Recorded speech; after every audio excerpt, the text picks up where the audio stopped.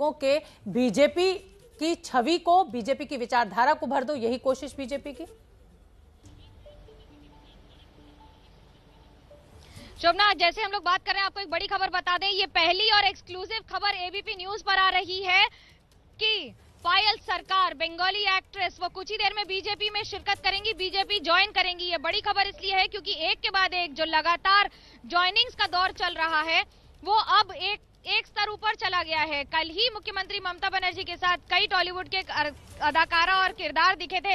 आज पायल सरकार बीजेपी में जेपी नड्डा की उपस्थिति में ज्वाइन करेंगी पार्टी।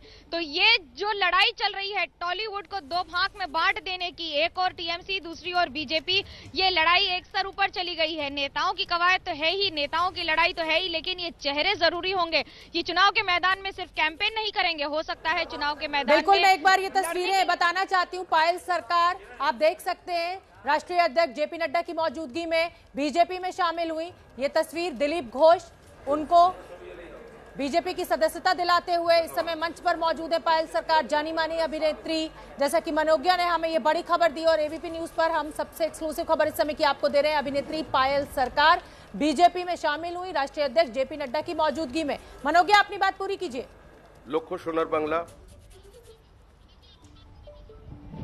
जी पायल सरकार का ज्वाइनिंग बड़ी बात होगी, क्योंकि एक के बाद एक जैसे ही बीजेपी अपने साथ अपने लोगों का कारवा बढ़ाने की कोशिश कर रही है, ममता बनर्जी का भी कारवा बढ़ रहा है।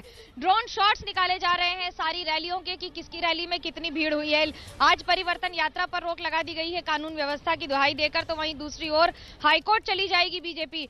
आज ही अभिषेक बनर्जी की रैली है ठाकुर नगर में। ये बड़ी बात होगी क्योंकि मथुआ कम्युनिटी ने पिछली बार 2019 में बीजेपी के सांसद को जिता दिया था। शांतनु ठाकुर सांसद बन गए बीजेपी से।